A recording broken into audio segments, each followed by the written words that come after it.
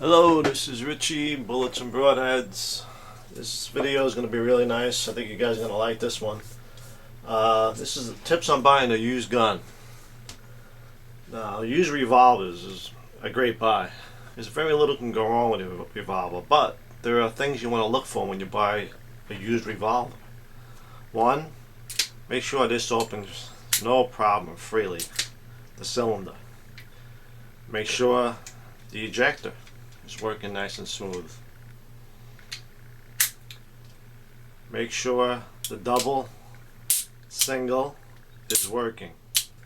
And make sure the most important thing about buying a revolver is the cylinder. Make sure it's rotating smoothly. Because if this doesn't work, if this thing's out of time, the revolver won't shoot. That's the most important thing with buying a used revolver.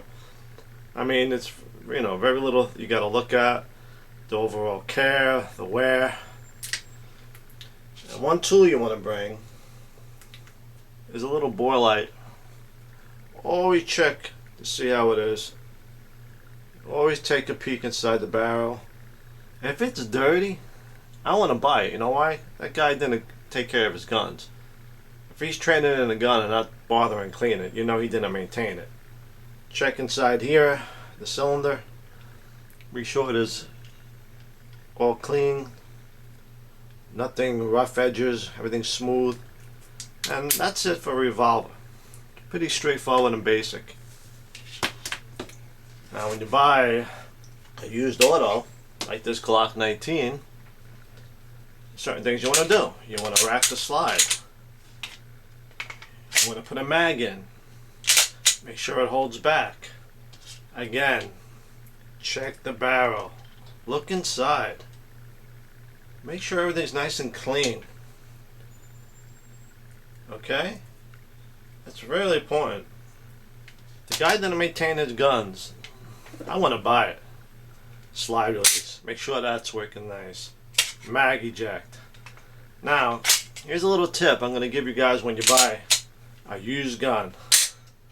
When the gun is cocked on any auto, this is what you want to do. You can use your finger, but I bring a pencil with me. Is you push down on the barrel hood, just like this. You're going to push down in a cocked position. If there's a lot of play in it, don't buy it. Not that it's not going to shoot, but the accuracy will not be there, especially at 25 yards. Up close, 7 yards, you might not notice it, but at 25 yards, you'll see it. Your accuracy will not be there. Because what happens over time, this starts to wear inside the barrel and all that, and you get a little bit of play in here, and it affects accuracy. And all you got to really do for that is replace the barrel. But it does happen, especially with Glocks.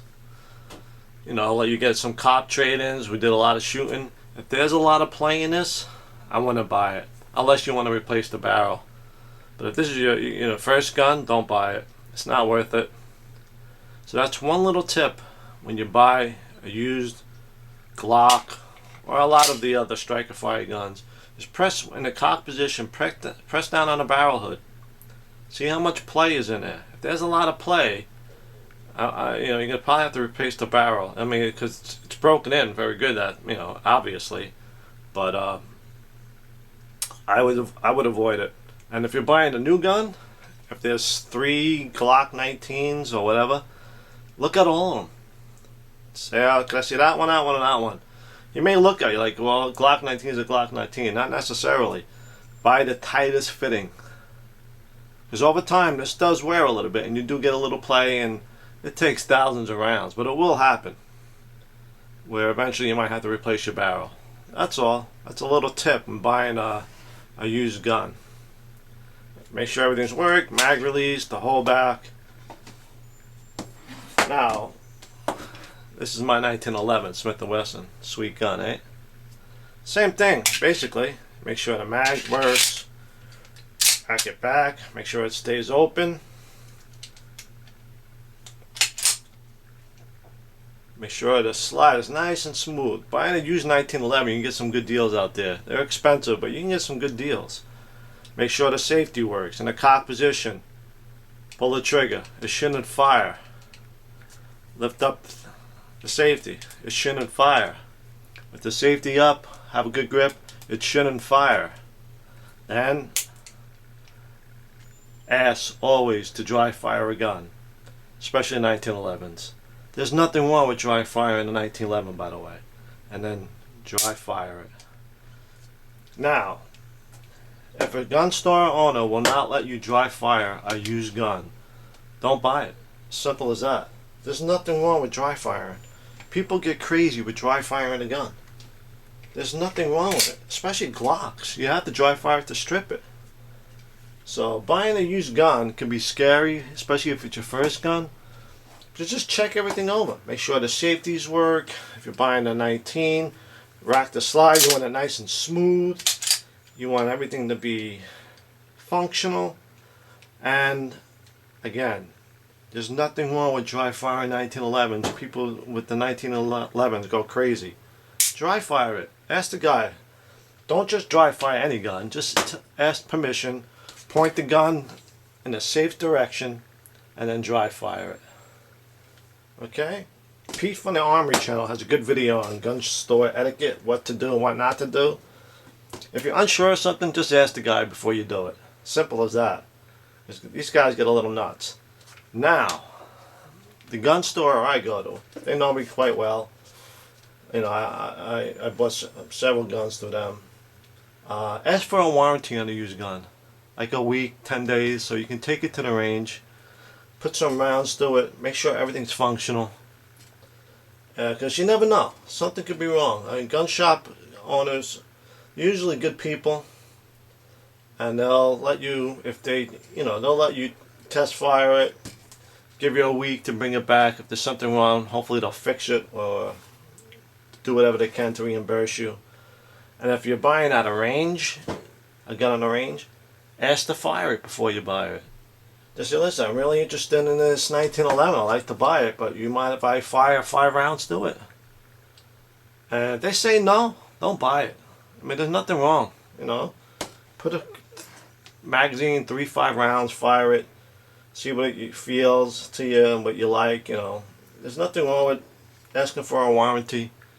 I mean, I think it's just common courtesy because, it's a big investment. And if it's your first gun, if something's wrong, you're not going to know what to do, how to fix it.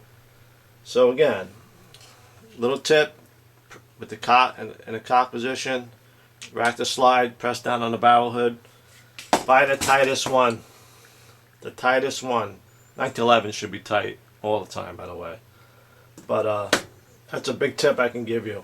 And if you really want to, you can put a pencil in it. I want to do this, but this is a good tip. After you put your gun together, the pencil should jump a little bit. It's not going to fly out, but that's just testing your firing pin. So that's it. Nothing wrong with buying used guns. Just do your homework. Look them over thoroughly. Ask to dry fire when you're buying a used gun. There's nothing wrong with it. Buying a used revolver is one of the best guns you can buy, I think. A used revolver. All my revolvers I own, I bought used. I don't buy a new one.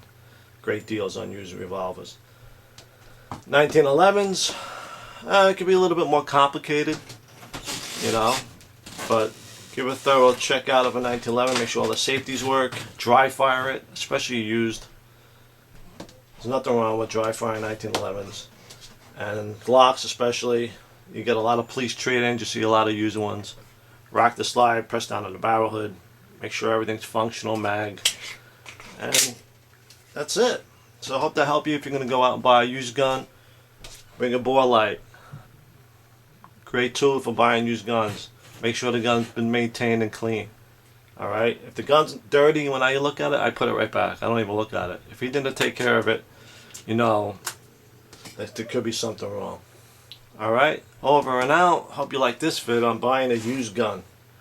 Nothing wrong with buying used guns. You get some great deals out there, especially on 1911s, revolvers. Any gun, basically. Take care.